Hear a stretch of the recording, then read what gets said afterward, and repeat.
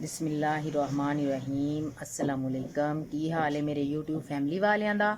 अल्हम्दुलिल्लाह असी ठीक हाँ। उम्मीद है कि तुसी भी ठीक होवोगे। जिथे रवो हसदे रवो, मुस्कुराते रवो, शाद रवो ते आबाद रवो। ऐसे नेक दुआ दे नाल अज दे व्लॉग दा असी करने आगाज़। व्लॉग साडा है वे कि असी बनान लगे हाँ बहुत ही ज़बरदस्त चटपटी सी चीज़। ते बताओ कौन सी है, आप लोगों से शेयर करेंगे, आपको बताएंगे कि हम आज क्या बनाने वाले हैं। ਤੇ ਇਹ ਵੇ ਜੀ ਸਾਡਾ 2 ਅਦਦ ਸੇਬ ਤੇ 3 ਕੇਲੇ ਤੇ ਅਸੀਂ ਅੱਜ ਬਣਾਵਾਂਗੇ ਜੀ ਬਹੁਤ ਹੀ ਜ਼ਬਰਦਸਤ ਰੈਸਪੀ। ਤੁਹਾਡੇ ਨਾਲ ਕਰਾਂਗੇ ਸ਼ੇਅਰ, ਤੁਹਾਨੂੰ ਵਹਾਵਾਂਗੇ ਕਿ ਅਸੀਂ ਕਿਸ ਤਰੀਕੇ ਨਾਲ ਤੇ ਕੀ ਬਣਾਉਣ ਲੱਗੇ ਹਾਂ। ਤੁਹਾਨੂੰ ਵਹਾਉਂਦੇ ਰਵਾਂਗੇ। अच्छी लगे तो एक लाइक एक सब्सक्राइब कर देना तो बैल वाला बटन दबाना ना भूलना, इसलिए कि आने वाली वीडियो आप लोगों तक पहुंचती रहे। ये है साथ में दही, तो साथ में ये है क्रीम, ये रहा जी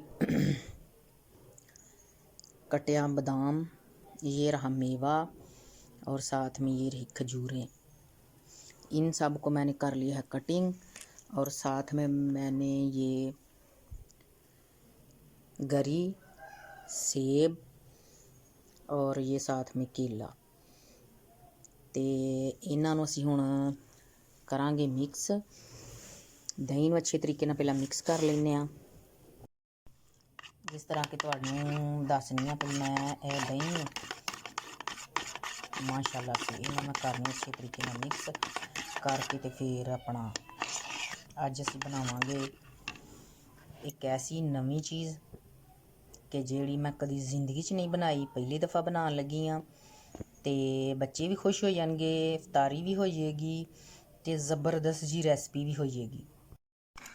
असीं जी हुण इहदे च पा लैंदे आं मायोनीज़, काफ़ी साथ असीं डाल लेंगे इहदे विच क्रीम।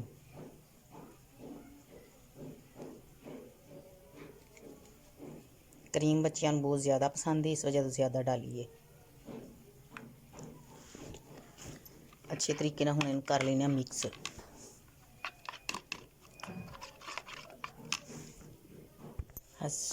बेज़रूरत असीं डालांगे इहदे विच जी नमक अद्धा कु चमचा, फिर असीं इहदे च डालांगे जी ज़ीरा अद्धी चमची, थोड़ी जी डालने साथ मिर्च। हुण असीं कर लांगे अच्छे तरीके नाल मिक्स। असीं जी हुण कर लैंदे आं तैयार ए केला, सेब, सारा कुछ इहदे विच डाल लैंदे आं। उस तो बाद डालने माशाअल्लाह बिस्मिल्लाहिर्रहमानिर्रहीम जी ये जिहड़ा मेवा जात सी।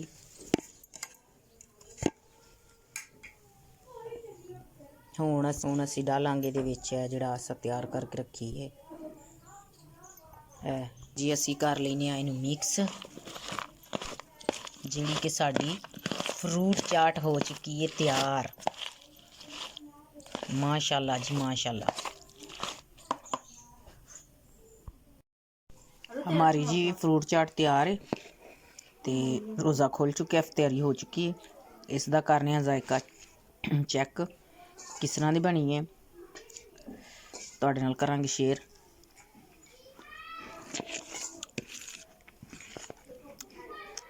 सही मज़े की बनी है, बड़ी ज़बरदस्त है माशाअल्लाह। पहली बारी मैं जिंदगी च बनाई है तो अगे कदी असीं कोई शै तैयार नहीं की। असी आलू चने वगैरह बनाने तो यह फ्रूट चाट मैं पहली बार तैयार की है। माशाअल्लाह बड़ी मज़े की बनी है।